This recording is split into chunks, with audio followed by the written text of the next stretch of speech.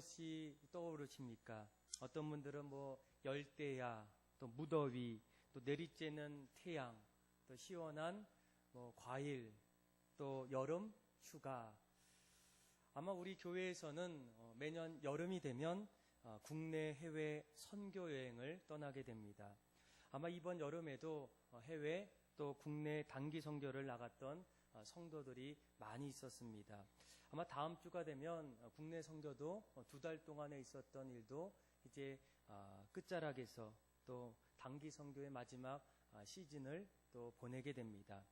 그런데 이 매년마다 이 선교 여행을 가면서 가기 전과 그리고 선교 여행을 갔다 오고 난 이후에 성도들의 어떤 모습 속에서 몇 가지 달라지는 어떤 모습들을 발견하게 됩니다. 첫 번째는 가기 전에는 준비 과정에 있어서 멤버들이 서로 좌충우돌하는 모습들을 보게 됩니다. 어쩌면 당연한 일일 것 같아요. 생각과 행동이 너무 달라서 그들이 하나가 되기보다는 오히려 그들 마음속에 우리가 함께 갈 수 있을까라는 어떤 염려가 몰려옵니다. 그런데 갔다 오고 난 이후에는 놀랍게도 서로가 온 가족이 된 것처럼 하나의 신앙의 공동체로 돌아온다는 겁니다. 그리고 두 번째는 이 가기 전에 선교의 여행에 대해서 좀 걱정하는 분들이 있습니다. 우리가 잘 다녀올 수 있을까? 또 그곳에서 잘 사역할 수 있을까? 그런데 갔다 오고 난 이후에는 걱정보다는 오히려 기쁨이 있고 주님이 주셨던 어떤 확신들로 가득 차 있습니다. 세 번째로 보게 되면 이 가기 전에 어떤 신앙과 갔다 왔을 때의 신앙의 변화가 일어나게 됩니다. 어떤 분들은 드디어 선교 여행을 통해서 이렇게 고백합니다. 내가 그동안 신앙의 어떤 우물 안에 개구리였다면 이제는 하나님의 선교를 향한 어떤 지경들을 점점 알게 되었다는 거예요. 그리고 저는 지금까지 그분께서 말씀하셨던 그 고백을 잊을 수가 없어요. 목사님, 제가 만약 젊을 때에 선교 여행을 떠나갔었더라면 지금의 저의 인생은 어쩌면 더 달라졌을지 모르겠습니다. 그래서 앞으로 기회가 있을 때마다 꼭 가겠고, 그리고 저희 아들 또 손자 손녀가 있다면 그 손자 손녀에게 끝까지 갈 수 있도록 그렇게 후원하고 지원하겠습니다. 그리고 또 한 가지 있습니다. 선교 여행을 가기 전까지만 하더라도 어쩌면 내가 이번에 가는 선교 여행이 처음이자 마지막 선교 여행이라고 생각하는데 막상 갔다 오게 되면 처음이 아니라 이제는 매년마다 또 선교 여행을 가기를 원하고 또 올해보다는 내년도를 기대하고 또 기약하는 분들이 점점 나타난다는 겁니다. 그러면서 마음속에 어떻게 하면 선교 여행 기간 동안 더 은혜가 있고 또 풍성한 그런 어떤 선교 여행이 될 수 있을까? 그러면서 무언가를 더 준비하고 또 무언가를 더 채비하고 싶은 그런 어떤 마음들이 점점 든다는 거예요. 오늘 우리가 읽었던 이 사도행전 13장의 말씀을 보게 되면 비시디아 안디옥 교회에서 바나바와 그리고 사도 바울이 선교 여행으로 파송받게 됩니다. 그들은 복음을 통해서 드디어 땅끝까지 복음이 점점 퍼지기 시작합니다. 그런데 잘 보시면 그들의 어떤 선교 여행은 한 번의 여행으로 끝난 것이 아니라 또 어떤 한 지점에서 선교 여행이 마친 것이 아니라 그들의 여행은 계속적으로 진행되었고 또 나중에 그들이 1차 선교 여행을 마치고 난 이후에 조금 후에 또 2차 선교 여행 그리고 마지막 3차 선교 여행까지 계속적으로 선교사적인 삶을 살아가고 있다는 것을 말씀을 통해서 볼 수 있다는 거예요. 그런데 선교 여행이 첫 번째, 두 번째 점점 진행되면 진행될수록 한 가지 더 놀라운 것은 그 선교 여행 속에서 놀랍게 일하시는 하나님의 은혜와 역사들을 깨달을 수 있다는 거예요. 우리가 먼저 그때 13장부터 이제 선교 여행이 시작이 되는데 지난주에 우리가 사도 바울의 1차 선교 여행의 그 경로, 지도를 한번 받으셨어요.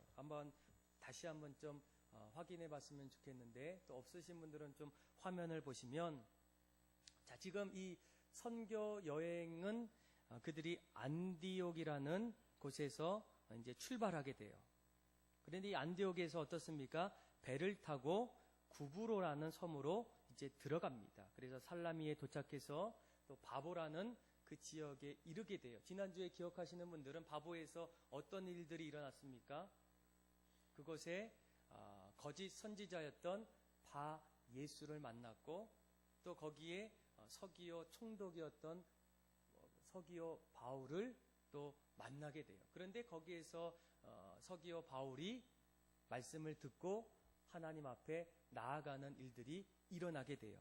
그리고 오늘은 그들이 이제 바보에서 배를 타고 다시 자신의 교회로 돌아가기보다는 저 위쪽에 있는 버가라는 곳으로 가서 그곳의 산맥을 넘어서 이제 비시디아 안디옥이라는 그 지역에 다다르게 됩니다. 자, 우리 한번 13절에서 우리 14절의 말씀을 같이 한번 읽어볼까요? 시작.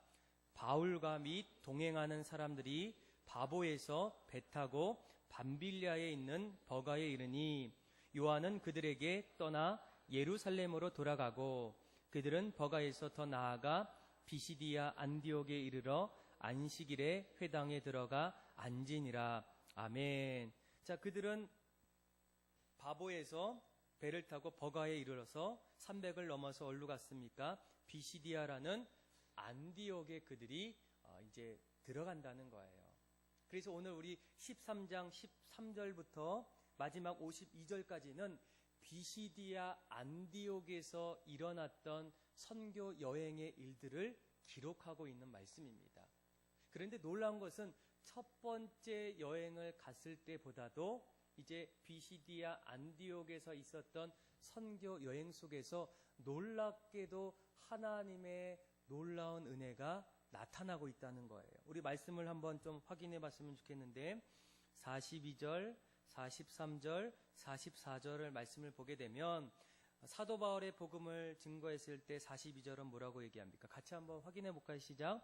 그들이 나갈 때 사람들이 청하되 다음 안식일에도 이 말씀을 하라 하더라. 그러니까 오늘 들었던 말씀을 다음 안식일에도 똑같이 들려달라는 거예요. 자, 44절도 한번 읽어볼까요? 시작. 그 다음 안식일에는 온 시민이 거의 다 하나님의 말씀을 듣고자 하여 모이니. 전에는 어느 정도인지 모르지만 이번에는 어떻습니까? 온 시민들이 거의 다 하나님의 말씀을 듣기 위해 사모하는 마음으로 모였다는 거예요. 그렇죠? 자, 우리 48절 또 49절도 한번 읽어볼까요? 시작. 이방인들이 듣고 기뻐하여 하나님 말씀을 찬송하며 영생을 주시기로 작정된 자는 다 믿더라. 주의 말씀이 그 지방에 두루 퍼지니라. 아멘. 자, 선교가 이제 시작이 되어서 구브로라는 섬을 갔어요. 그리고 또 다른 곳으로 갔어요. 이동하면 이동할수록 전보다도 놀랍게 그곳에서 하나님 말씀을 듣기를 원하는 사람들, 또 작정된 사람들은 어떤 일들이 일어납니까? 하나님 말씀을 믿기로 합니다. 하나님께로 돌아옵니다. 예수님을 나의 구주로 점점 믿게 되는 그 엄청난 일들이 일어나게 돼요. 저는 오늘 이 말씀을 묵상하면서 아마 우리 교회에게도 한 가지 소망이 있기를 원해요. 우리 교회도 앞으로 날마다 매년마다 여름이 되면 또 특별한 날에 우리가 선교 여행을 갈 때마다 오늘 비시디아 안디옥에서 수많은 사람들이 말씀을 듣기를 준비하고 또 점점 준비된 자들이 예수님께로 돌아오는 일들이 다른 교회도 있지만 또 우리가 섬기는 교회와 또 믿음의 성도들의 발자취 속에서 점점 나타나는 그런 어떤 은혜가 넘쳐나기를 원한다는 겁니다. 그래서 우리가 이런 어떤 소망을 가질 때에 그렇다면 정말 우리가 선교 여행을 가게 되고 또 선교 여행을 준비할 때에 어떻게 사도 바울과 또 바나바의 어떤 선교 여행 속에는 이렇게 놀랍게 하나님의 은혜가 임할 수 있었을까? 그들은 어떤 준비를 했을까? 어떤 모습으로 그들이 준비해야만 이런 일들이 나타날까라는 그런 질문 속에서 뭐 이번 주에도 갔고 또 다음 주에도 이제 마지막으로 선교지를 가시는 분들, 또 못 갔더라도 또 내년부터 가기를 원하시는 분들 마음속에 우리가 선교 여행을 이제 준비하고 갈 때에 도대체 우리 선교지 안에서 놀랍게 임하시는 하나님의 은혜를 경험하기 위해서 우리에게 필요한 어떤 것은 무엇일까? 정말로 효과적인 선교가 도대체 무엇인지를 오늘 말씀을 통해서 한번 배우기를 원합니다. 첫 번째로 우리가 정말로 효과적인 선교, 또 하나님께서 역사하시는 선교 자리에는 첫 번째로 필요한 것이 있어요. 평소에 주님을 위해서 또 선교를 위해서 준비해야 된다는 거예요. 여러분, 선교 여행은 언제부터 우리가 준비해야 되겠습니까? 어떤 분들은 내가 가기로 결정한 날부터 이제 내가 선교 여행을 준비해야 되겠다. 그래서 그때부터 기도하고 또 여러 가지 필요한 것들을 준비하는 분도 있어요. 또 어떤 분들은 가는 날부터, 그쵸? 차에 타는 그 순간부터, 비행기 타는 그 자리부터 또 준비하는 분이 있어요. 그런데 우리가 어떤 일을 할 때에 누구나 어떻습니까? 한 가지 소망이 있어요. 내가 하는 모든 일이 다 잘 되기를 원한다는 거예요. 소위 우리는 그것을 성공이다, 성공하는 인생이다 이렇게 얘기해요. 그런데 선교하는 여행도 마찬가지예요.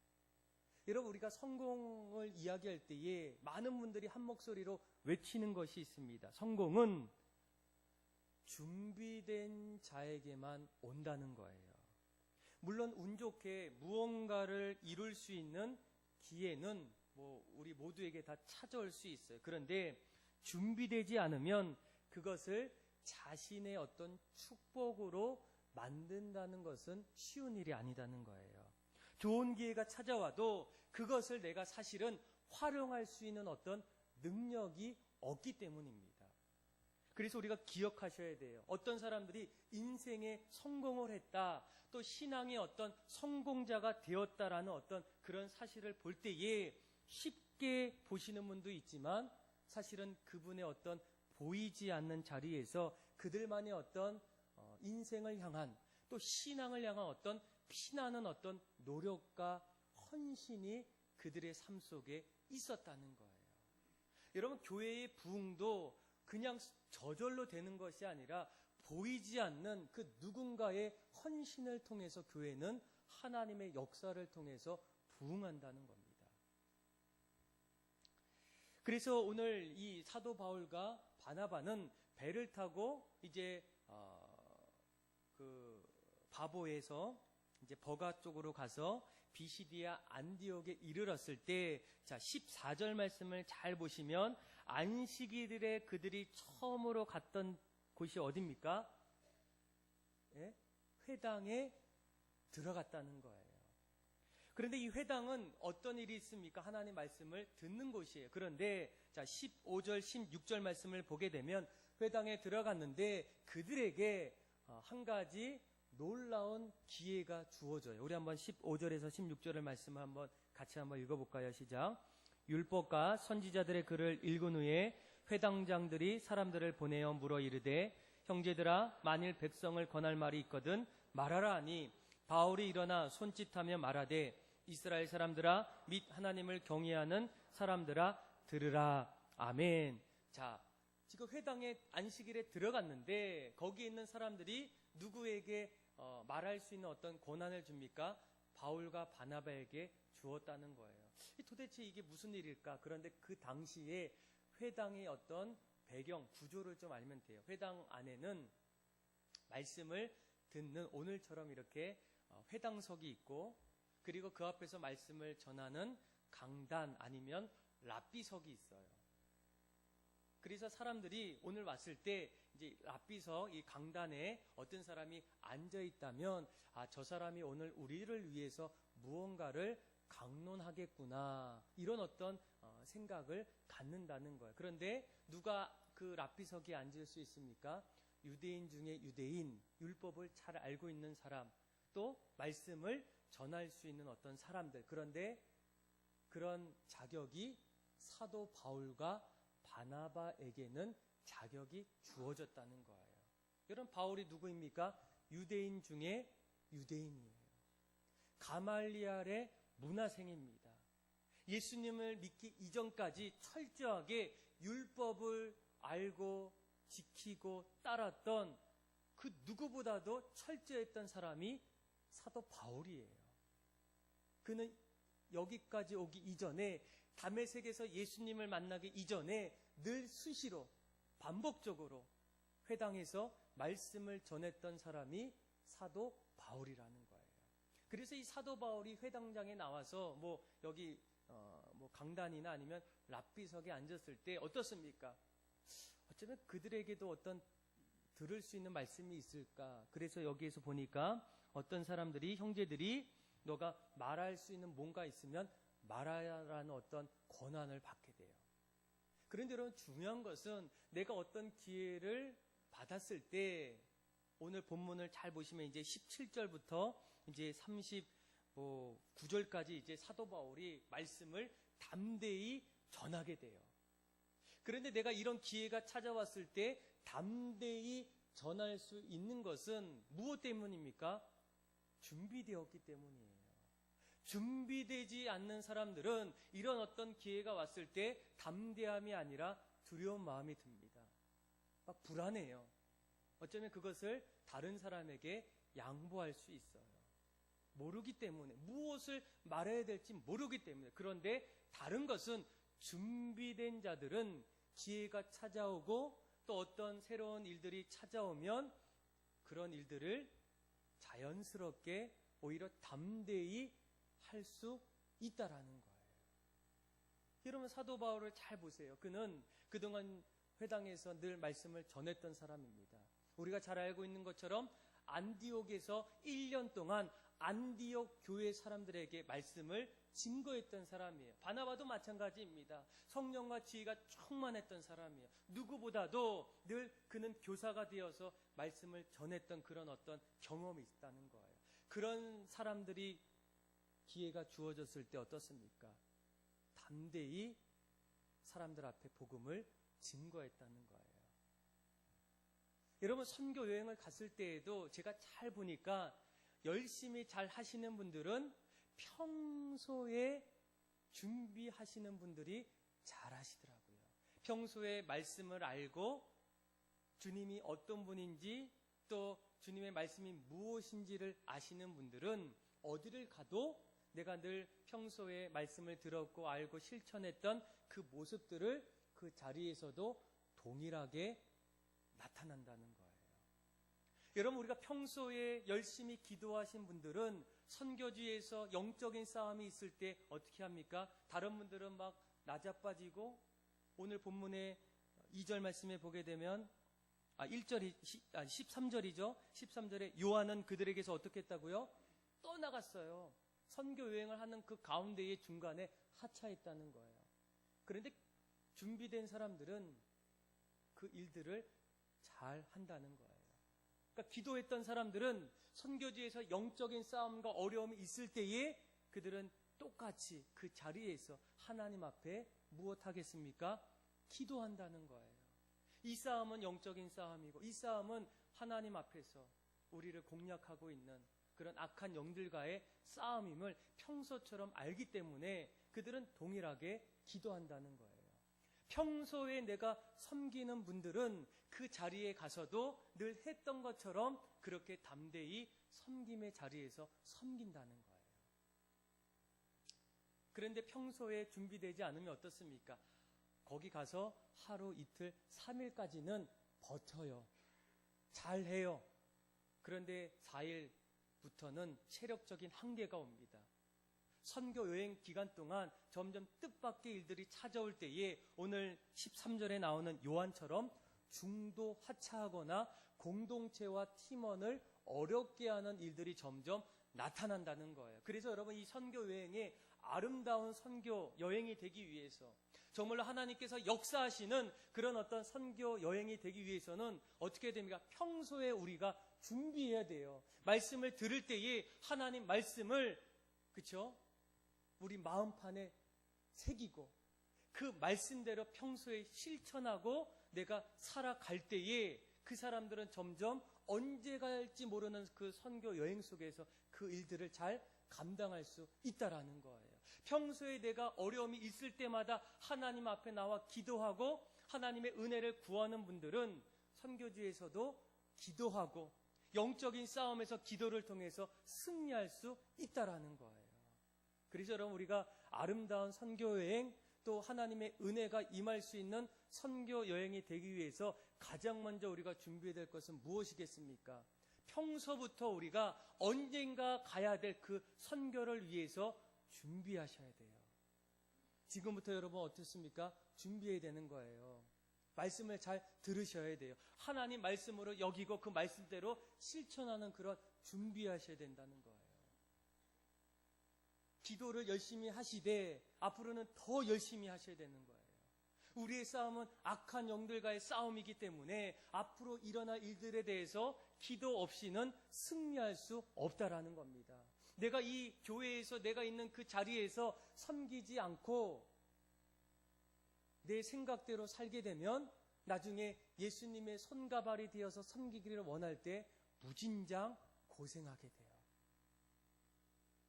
그런데 준비되어 있고 지금부터 하나하나 그 단계를 밟아갈 때 그때 언젠가 내가 가게 될 그 선교지에서 어떻습니까?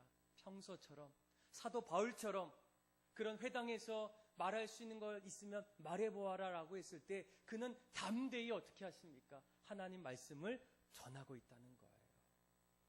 그렇죠? 하루아침에 보여지는 어떤 행동이 아니라는 겁니다. 여러분들은 어떻습니까? 준비하고 계십니까? 또 하나님이 나를 어떻게 사용할지 몰라서 지금부터 열심히 선교 여행을 위해서 한 단계 한 단계 밟고 계십니까? 두 번째로 오늘 말씀을 보게 되면 또 우리가 아름다운 선교 여행이 되기 위해서 또 하나님의 역사가 일어나는 그런 선교 여행이 되기 위해서 또 한 가지 준비해야 될 것이 있어요. 그것은 이 복음의 핵심이 무엇인지를 깨달아야 한다는 거예요. 여러분, 우리가 이 복음을 증거할 때에 늘 사람들마다 질문하는 것이 있어요. 목사님, 복음을 증거할 때에 어떻게 증거하는 것이 좋을까요? 어떤 복음 증거의 방법들을 주로 이야기할 때가 있어요. 그런데 여러분 어떻습니까? 요즘에 이 복음 증거의 방법들을 보니까 너무나 많아요. 뭐 1:1 전도도 있고 이슬비 전도도 있고 관계 전도도 있고 노방 전도도 있고 아파트 전도도 있고 얘기 안 하는 전도도 있고 너무나 많다는 거예요. 그런데 사실 전도 복음을 증거하는 어떤 방법은 정답이 없습니다. 왜냐하면 사람마다 자라온 환경이 달라요. 지역이 달라요. 상대방이 좋아하는 것이 다 각각 달라요. 그래서 내가 그 사람에게 다가가고 그 사람의 뭔가를 주고자 했을 때 찾아가는 어떤 전도의 방법은 다 다를 수가 있다는 거예요. 그런데 중요한 것은 무엇이겠습니까? 방법은 달라도 변하지 않는 한 가지가 있다면 그것은 바로 복음의 핵심이라는 거예요. 여러분, 우리가 주로 신앙을 갖는 이유가 무엇이겠습니까? 요즘 사람들은 너무나 바쁘다는 거예요. 이런 바쁜 시대에 여러분들이 신앙생활하는 이유가 도대체 무엇이에요? 어떤 분들은 잘 되려고, 또 행복하려고, 복 받으려고, 또 이곳에서 좀 신실한 좋은 사람들을 만나기 위해서 아니라는 거예요.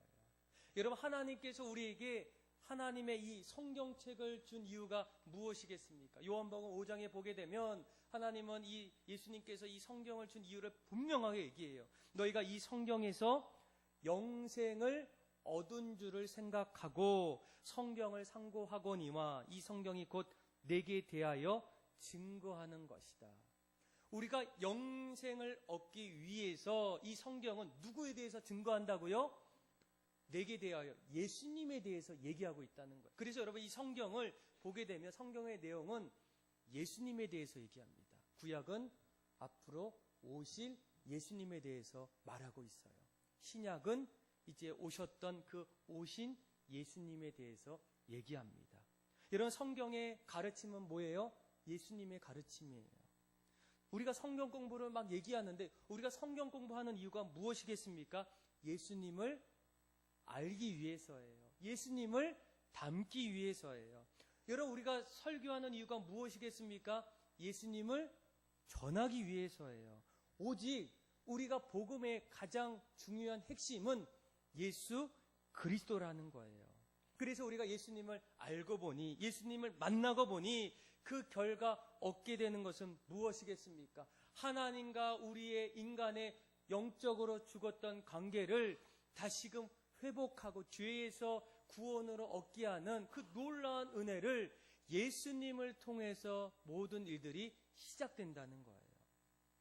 그래서 예수님께서 오셔서 뭐라고 얘기합니까? 나는 의인을 부르러 온 것이 아니라 죄인을 부르러 왔다. 내가 곧 길이다. 내가 곧 생명이다. 나로 말미암지 않고는 하나님께로 갈 수가 없다라는 거예요. 로마서 8장에도 마찬가지입니다.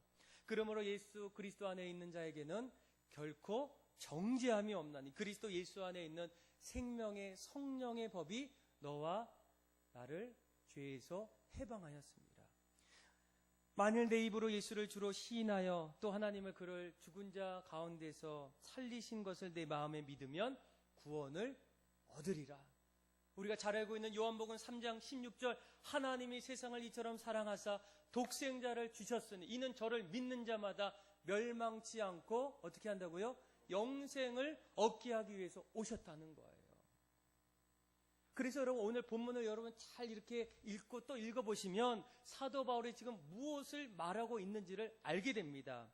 자, 우리 한번 말씀을 좀 확인해 보면 좋겠는데, 자, 16절 끝에 경외하는 자 사람들아 이제 들으라 하면서 17절부터 이제 22절까지 어떤 이야기를 하냐면 유대인들이 가장 좋아하는 이야기를 들려줘요. 유대인들이 뭘 제일 좋아할까요? 과거에 애굽에서 출애굽했던 때, 그쵸?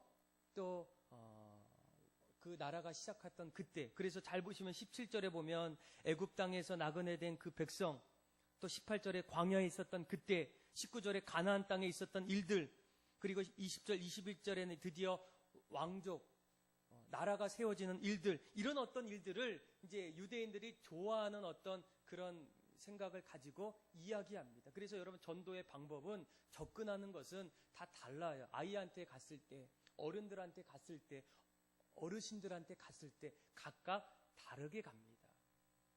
그런데 중요한 것은 그렇게 갈지라도 그 안에 있는 복음의 핵심은 똑같아야 된다는 거예요.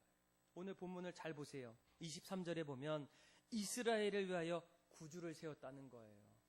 그렇죠? 그런데 자, 사람들은 그를 누구로 생각합니까? 세례 요한으로 생각할 때가 있었어요. 그런데 세례 요한은 나는 아닙니다. 내 뒤에 오시는 이입니다. 그는 내가 그분의 신발을 끈을 풀기도 감당할 수 없는 그런 위대한 분입니다. 그런데 그분이 누구예요? 27절에 보니까 예수님인데, 그런데 사람들은 그 예수님을 알지 못한다는 거예요. 오히려 예수님을 정죄하고, 그리고 28절에 보게 되면 죽을 죄를 하나도 찾지 못했던 예수님을 죽였다는 거예요. 29절 말씀을 보세요. 그분은 나무에서 우리를 위해서 죽으셨다는 겁니다. 그런데 중요한 것은 하나님이 그 죽은 자를 살리셨어요. 31절, 32절, 33절. 왜 그런 일들이 일어나느냐? 하나님이 우리를 살리기 위해서 우리에게 약속해 주셨기 때문에 이런 일들이 일어납니다. 34절, 다시 썩음을 당하지 않게 하시려고 바로 이 땅에 예수님이 오셨다는 거예요.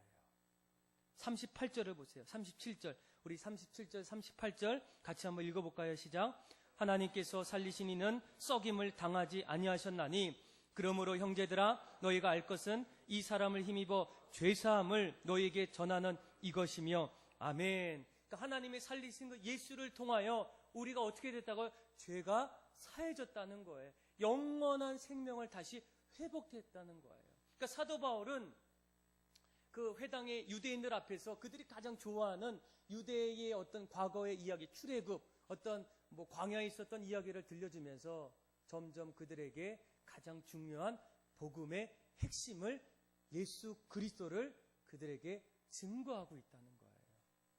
여러분, 우리도 마찬가지 아니겠습니까? 우리가 교회에 나오는 이유가 무엇입니까? 우리가 사람들에게 어떤 일들을 말하는 것이 여러분 중요하겠습니까? 뭐 내가 교회 다니니까 행복해졌어. 내가 교회 다니니까 내 사업이 잘 됐어. 내가 교회 다니니까 내 건강이 회복되었어. 아니라는 거예요. 여러분, 복음의 핵심은 이 땅에 예수님이 우리를 위해서 이 땅에 오셔서 죄 많은 우리를 위해 십자가에 죽으셔서 하나님과의 끊어졌던 영원한 그 영적인 관계를 회복하기 위해서 예수님이 이 땅에 오셨는데, 그분을 믿어야지만, 예수님을 믿어야지만 우리가 죄사함 받고 영원한 생명을 얻는 그 놀라운 그 핵심이 바로 복음의 핵심이라는 거예요. 그래서 여러분, 이 핵심을 알게 되면 내가 어떤 방법으로 사람들을 만날 때마다 이런저런, 아이들한테는 아이들에게, 어른들한테는 어른들에게 찾아가서 저런 이런저런 얘기를 하고 있지만 그 안에 빠지지 말아야 될 복음의 핵심, 예수 그리스도를 마지막에는 증거하셔야 된다는 거예요. 선교지에서도 마찬가지입니다. 그냥 봉사하고 오면 아무 소용이 없어요. 그냥 NGO 단체랑 무엇이 다를 바가 없겠습니까? 똑같다라는 거예요. 그렇다고 처음부터 가자마자 그냥 예수, 불신, 지옥 이렇게 하지 마시고 함께 동화되면서 어느 순간에 이 복음의 핵심을 여러분들이 잊지 말고 증거하셔야 된다는 거예요. 이렇게 될 때 여러분 어떤 일들이 일어납니까? 사람들이 점점 하나님 말씀을 듣기를 원해요. 하나님께서 이 바울과 바나바를 이방인의 빛의 사람으로 세우게 돼요. 그리고 그 안에 주의 말씀, 49절이죠. 주의 말씀이 그 지방에 두루 퍼지게 돼요. 선교 여행의 두 번째는 뭡니까? 복음의 핵심을 여러분들이 꼭 아셔야 된다는 거예요. 방법은 다 다르게 하셔도 돼요. 그렇죠? 우리가 국내를 가든 해외를 가든 그 준비하는 어떤 과정과 방법은 다 이렇게 다 달라졌어요. 잠만 자다 갈 수도 있어요. 잠만 자고 와도 중요한 것은 거기서 끝나서는 안 돼요. 그 핵심을 마지막에는 증거하셔야 된다는 거예요. 그리고 마지막 세 번째가 또 있어요. 우리가 선교여행을 준비할 때에 이 선교의 결과와 반응을 어떻게 해야 된다고요? 주님께 맡겨야 한다는 거예요. 사람들은 무엇을 할 때마다 늘 결과를 예상하고 또 좋은 결과를 맞이하기를 원해요. 전도와 선교도 마찬가지입니다. 우리가 선교하고 전도했기에 그 자리에 교회가 세워지기를 원하고 또 믿지 않는 분들이 하나님 앞에 돌아오는 그런 어떤 일들을 보기를 원해요. 그런데 여러분, 선교와 전도는 열매에 있어서는 하나님의 영역이라는 거예요. 그러니까 사도 바울도 선교 여행을 마치고 나서 뭐라고 얘기합니까? 나는 심었고 아볼로는 물을 주었으되 자라게 하시는 이는 누구라고요? 하나님이라는 거예요. 오늘 여러분 본문을 보게 되면 선교지에서 하나님 말씀을 듣고 회복하고 주님께로 돌아왔던 그 일들을 기록합니다. 놀라운 일들이 일어나요. 그런데 잘 보시면 그런 가운데서도, 자, 우리 한번 44절 한번 읽어볼까요? 시작. 그 다음 안식일에는 온 시민이 거의 다 하나님의 말씀을 듣고자 하여 모이니, 그러면 어떻게 돼야 되겠습니까? 모든 사람이 하나님께 돌아와야 돼요. 그런데 45절 한번 읽어볼까요? 시작. 유대인들이 그 무리를 보고 시기가 가득하여 바울이 말한 것을 반박하고 비방하거늘, 복음을 듣고 주님께로 돌아오는 사람도 있지만 여전히 복음 앞에서 복음을 부인하고 비방하고 거부하는 그런 사람들도 여전히 있다는 거예요. 왜 그럴까요? 내 생각대로 되지 않는 이유가 무엇일까요? 그것은 복음의 열매와 복음의 결과는 우리의 손에 달려있는 것이 아니라 누구의 손에 달려있다고요? 하나님의 손에 달려있다는 거예요. 하나님께서 역사하시고 하나님이 때가 되시면 일하시고 은혜를 베푸시고, 아직 때가 되지 않을 때에는 우리의 생각과 다르게 그냥 평상식처럼 지나갈 수도 있다는 거예요. 여러분 요즘에도 그런 일들이 좀 나타나지 않습니까? 올해 그 7월 마지막 주에 우리 학생회에서 7월 31일부터 그러니까 31일 가장 여름 피크 때예요. 그쵸? 휴가 받아서 가족들끼리 가는 그때에 학생회에서 수련회를 갔다 왔어요. 강화도의 성모 석포교회인가요? 그런데 저도 한번 가보니까 우리 학생들이 많이 갔던 학생도 있고 또 휴가 겹쳐서 못 간 학생도 있어요. 그런데 그곳에 있는 학생들 보니까 참 행복해 보이더라고요. 그리고 나서 저도 첫날 같이 있다가 이제 집에 다시 교회로 왔는데, 이제 수련회가 끝나고 나서 이제 교회에서 식당에서 밥을 먹는데, 어떤 집사님과 좀 이야기할 수 있는 어떤 그런 시간이 왔어요. 그런데 그분이 이제, 그분도 자기 자녀가 이제 학생인데, 이번에 학생의 수련회를 보냈던 그런 부모님이세요. 근데 저에게 이렇게 얘기하는 거예요. 이런저런 얘기하다가, 목사님, 제가 저희 아들 그리고 하나님 앞에 좀 부끄러운 일이 있었습니다. 이래요. 그래서 제가 그 얘기 듣고 저도 좀 마음이 좀 놀랐어요. 도대체 집안에 무슨 일이 있었을까? 또 하나님 앞에 무슨 일이 있었을까? 그런데 어느 날 이제 학생회에서 이제 수련회를 가야 되는데 매년마다 있지 않습니까? 그러니까 이 어머니 마음속에는 우리 학생이니까 또 열심히 방학 때 공부도 해야 되고 또 친구도 만나야 되고 또 가족들과의 어떤 시간도 보내야 되는데 이 아이가 또 학생회 수련회 가게 되면 또 가정을 이렇게 떠나서 또 어떻게 될까라는 어떤 염려도 있고 또 오래 안 가도 굳이 되지 않을까라는 어떤 그런 생각도 마음속에 있었다는 거예요.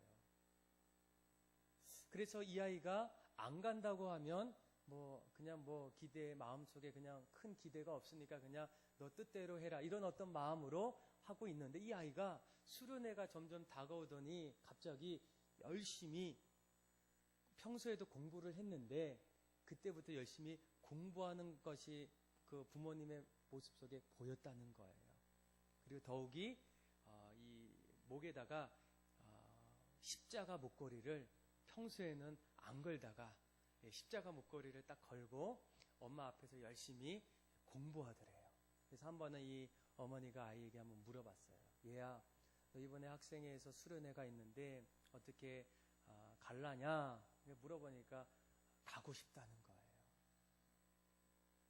근데 이 어머니의 마음속에는 가면 가는 거고 또 안 가면 또 안 가는 거 어떤 기대 그런 어떤 마음의 큰 기대는 안 하셨대요. 그리고 나서 이 아이를 이제 보냈어요. 그리고 2박 3일이 다 끝나고 나서 이제 집에 돌아옵니다. 그 이제 엄마들이 좀 궁금해 하잖아요. 야, 수련회 어땠니? 잘 다녀왔니? 근데 이 아이가 얘기하는 거예요. 엄마 괜히 갔다 왔어요. 힘들었어요. 어려웠어요. 그냥 그랬어요. 보통 아이들의 대답이 이런 대답이죠. 그쵸? 그런데 이 아이가 엄마가 물어보는 그때 얘야 어떻게 수련회 잘 갔다 왔냐? 이렇게 얘기하니까 이 아이가 이렇게 얘기했대요. 엄마, 나 하나님 만나고 왔어. 나 하나님 만나고 왔다는 거예요. 그러니까 이 얘기를 들었던 이 엄마의 마음이 갑자기 하나님 보기에도 좀 부끄럽고 또 이 아이한테 대한 어떤 마음도 부끄럽다는 거예요. 그러면서 그 이야기를 저에게 해주시는 거예요. 저는 그 얘기를 들으면서 맞아, 우리가 사람을 변화시키는 거 또 예수님의 복음을 영접하는 거 아무리 우리가 노력하고 아무리 우리가 열심히 해도 어떻습니까? 잘 안 된다는 거예요. 그 이유가 무엇입니까? 그 영역은 사실 우리의 영역이 아니기 때문이에요.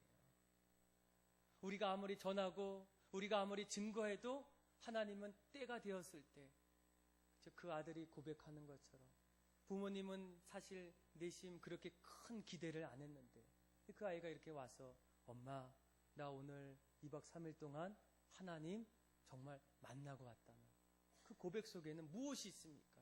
하나님이 여전히 역사하고 있다는 거예요.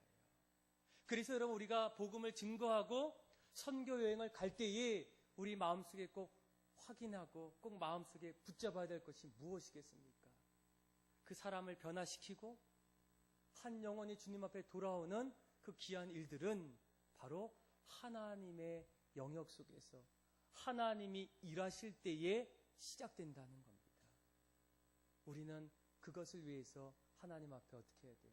기대하고 우리가 할 수 있는 일들에 대한 최선을 다해야 된다는 거예요. 사랑하는 믿음의 성도 여러분, 오늘 우리가 주신 말씀을 통해서 여러분, 이 교회는 선교를 위해서 존재하게 됩니다. 우리는 날마다 선교해야 돼요. 그것이 이 땅에 우리에게 주신 지상 명령입니다. 그렇다면 우리는 우리의 인생이 날마다 선교 여행을 떠나야 돼요. 그런데 선교 여행을 떠날 때에 우리에게 가장 필요한 것은 무엇이겠습니까? 그때가 아니라 지금부터 여러분 준비하셔야 돼요. 말씀을 잘 듣고 또 하나님 앞에 기도하고 또 우리의 섬김을 통해서 하나하나 준비할 때 사도 바울이 그 안디옥 회당에서 그 기회가 주어졌을 때 어떻게 합니까? 담대히 전하지 않습니까? 준비하는 자에게는 기회가 온다는 거예요. 그리고 중요한 것은 복음의 핵심이 무엇인지를 알아야 합니다. 그리고 복음을 누구한테 전하고 하나님의 사랑을 증거할 때에 그 상대방이 변하고 주님 앞에 돌아오는 것은 하나님 앞에 의탁하는 거예요. 하나님 앞에 맡기는 겁니다. 우리는 날마다 우리의 자리에서 그 길을 걸어가야 돼요. 여러분, 그렇다면 우리에게 선교지는 어디겠습니까? 바로 내가 있는 그 자리예요.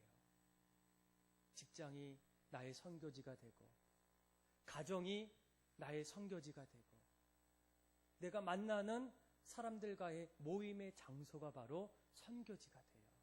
여러분도 지금부터 선교 여행을 갈 수 있는 거예요. 직장으로 가고, 가정으로 가고, 일터로 가고, 만나는 사람들 가운데 여러분들의 마음은 주님의 마음을 품었다면 그 자리가 바로 선교 여행지가 될 수 있다라는 겁니다.